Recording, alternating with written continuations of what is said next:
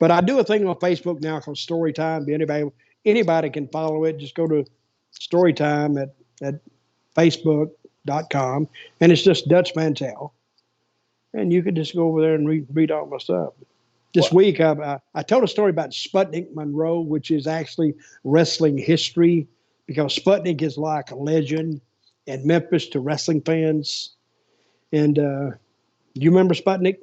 I know of him. He was credited with integrating the races at Memphis arenas. Desegregating Memphis Ellis Auditorium, because, and that was what my story on Facebook is about, is that black people back in those days, this is back in the 60s, they were required to watch wrestling. They had to go upstairs. They couldn't come on the main floor. And the funny thing about Sputnik was he was a baby face to the black people. They loved him because they disliked him. White people hated him. The black people, they loved him. And he hung out with them, didn't he? Was it Beale Street he used to go to and hang out Beale Street, and that was a story I put up because he was arrested at some bar, and it said, this is the 1960s Memphis newspaper, owned and operated by Negroes, it says. And he got a well-known civil rights lawyer advocate to defend him.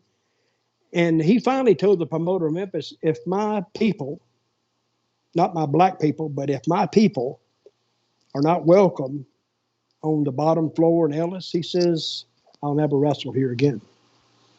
And the Memphis black people, they loved that, because now they got somebody that was advocating for them. And he's a legend in Memphis. He really is. Sputnik Monroe is. I only met him a couple of times because he was before my time, but I've heard a lot of stories about that guy, and they're all hilarious.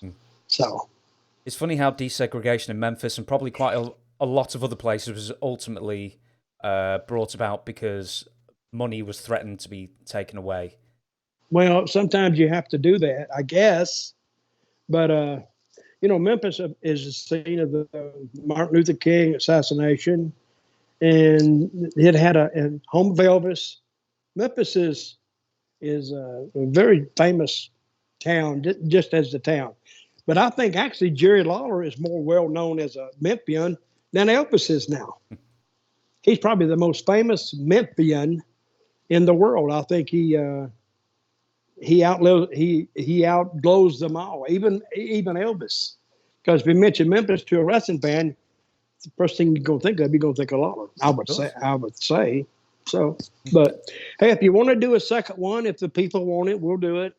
Yeah, so I'm sure they will. Talking. I was going to say Sybil Shepherd may be the second most famous Memphis native.